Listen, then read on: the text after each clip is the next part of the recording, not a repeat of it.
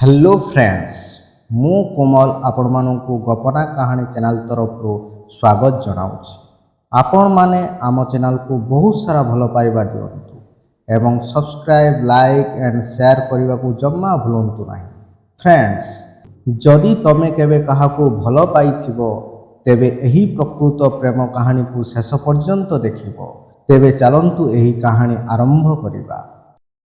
Friends घटनाटी दीर्घ 9 वर्ष तलर कहानीटीए। कौड़ीखणी नाम गोटे छोट गाँटीए थाए। सेई गाँव रे चंदन नाम जड़े पिलाटीए थिला। तार बयस मात्र 16 वर्ष हुई थाए। से 10म श्रेणी रे पाठ पढ़ुथिला एवं से गाँव रे ट्यूशन हेउथिला। दिने चंदन ट्यूशन रे बसी पाठ पढ़ु थाए। तार हठात नजर पड़े तांको ट्यूशन को आसीथिबा नुआ झियो उपरे। झीटी देखा बहुत सुंदर एवं मोटी भी थाए। तार परिचय चंदन को पढ़ाउथिबा ट्यूशन दीदी अपांकर झील थाए। झीटीर नाम थाए सौम्या। से तांको मामू घर को बुलवाक आसी थाए। सौम्यांकर बयस 18 वर्ष हुई थाए। से चंदन ठारू 2 वर्ष बड़ भी थाए। ए कथा चंदन को जना न थाए कहीं ना 2 जण गोटे श्रेणी रे पाठ पढ़ु थाए। सौम्या को देखिबा परे चंदन मने मने भल पाई बसे। सौम्या को तार मनर कथा कहि पारु न थाए कारण से सौम्या को भल भावे चिन्हि न थाए। एमिति गोटे वर्ष बीती जाए। से दुहिंकर 10म पाठ पढ़ा पढ़ी भी सरी जाए। तापरे चंदन कॉलेज को पाठ पढ़ा गला। से कॉलेज टी सौम्यार घर पाखरे थाए। से सौम्या को कॉलेज रे न देखी चंदन तार सांग मानकु पचारिला, अरे सांग तुम गाँ कॉलेज रे सौम्या कहीं देखा जाऊ नहीं? एक कथा सुनी तार सांग उत्तर देला, अरे से आउ एक कॉलेज रे पाठ पढ़ुछि। एक कथा सुनी चंदन बहुत मन दुख कला। एमिति 2 मास बीती जाए। दिने गाँव रे थिबा एक सुंदर पोखरी पाखरे चंदन बसी थाए। हठात ता पाखकु से गाँव गोटे पिलाटी आसी चंदन को कहिला, भाई तुमर मोबाइल फोन टिके देबो कि? कहीं ना मोर मोबाइल टी स्विच ऑफ हो जाइए। मोर टिके मो भौणी सह किछि जरूरी कथा हबार अछि। पिलाटीर एपरी कथा सुनी चंदन तार मोबाइल फोन टी को दे दिए। पिलाटी मोबाइल टी को नहीं तार भौणी को कॉल कला एवं तार काम सरिला परे से फोन टी को नहीं चंदन को पुनर्बार फेराई देला। सेई दिन राति 12टारे चंदन मोबाइल को गोटे नुआ नंबर कॉल आसे। चंदन कॉल टी को देखी मनरे भय सृष्टि हैला एवं से द्वंद्वरे पड़ीगला। एते राति रे किए कोन पाई कॉल करिछि ता पुनी नुआ नंबर रु? एमिति किछि समय परे से फोन टी को उठाइला। हठात तार नाम धरी जणे झियो ताकू डाके। एहा सुनी चंदन सेई झियोर परिचय मागे। चंदन रो ए कथा सुनी झियोटी उत्तर दिए, तू मते जानि नाहु, मु तते बहुत भल भावे जाने। हौ छाड़, तू एबे कोन करूछु?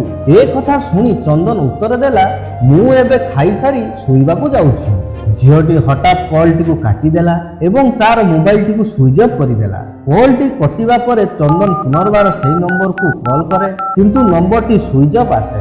ए कथा देखी चंदन मनरे चिंता करे, हे प्रभु मो सह एपरी कोन पाई घटुछि। एहा भाबी से निदरे सोई पड़िला किंतु ताकू जना न थाए नुआ नंबर आसीथिबा कॉल टी से मने मने भल पाउथिबा झियोटीर बोली। ता पर दिन सकाळू ता व्हाट्सएप को से भल पाउथिबा झियोटीर फोटो आसी थाए। एहा देखी चंदन बहुत खुशी हो जाए एवं से सेही नंबर को वीडियो कॉल करबा को लागे।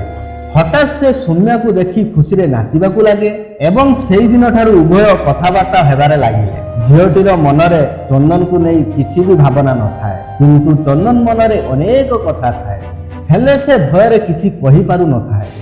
ता मन कथा सौम्या को कहिबा परे से कथाबार्ता काले बंद करदेव ए कथा भाभी से ता कथा को मन भितर चापी दिए। दिने चंदन ता मनरे साहस जुटाई सौम्यार मोबाइल को एक प्रीति भरा वीडियो पठाई दिए। सेई वीडियो को देखी सौम्या चंदन को पचारे, तुमे मते कौन पाई एमिति वीडियो पठाइछ?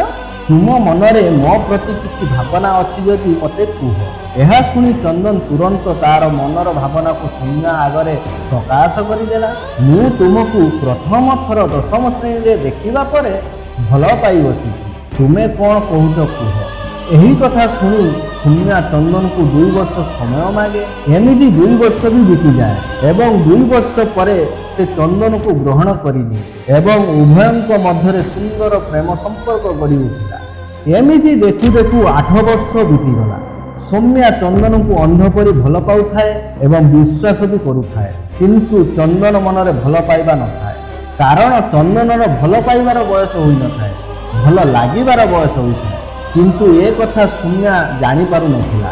ଏହାର ସୁଯୋଗ ନେଇ ଚନ୍ଦନ ଅନେକ ଝିଅଙ୍କ ସହ କଥାବାର୍ତ୍ତାରେ ବ୍ୟସ୍ତ ରହୁଥାଏ।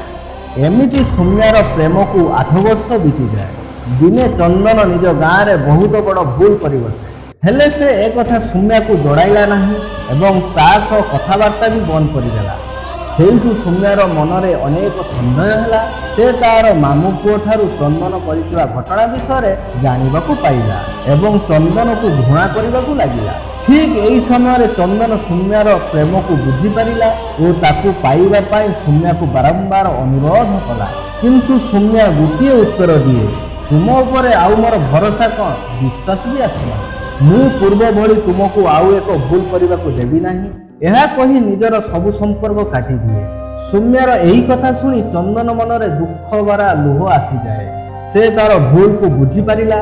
ଦୁହିଁଙ୍କର ଏହି ଭୁଲ ବୁଝାମଣା ପାଇଁ ଆଜି ଦୁଇଟି ଆତ୍ମା ବିରହରେ ଜଳେ। ମୋର ସବୁ ଭାଇ ଭଉଣୀଙ୍କୁ ଗୋଟିଏ ଅନୁରୋଧ, ଉପଯୁକ୍ତ ବୟସରେ ଉପଯୁକ୍ତ ନିଷ୍ପତ୍ତି ନିଅନ୍ତୁ। Thank you friends. ଆଗାମୀ ଭିଡ଼ିଓରେ ଆମେ ପୁନର୍ବାର ଦେଖା ହେବା। ରହିଲି। ଜୟ ହିନ୍ଦ, ଜୟ ଭାରତ।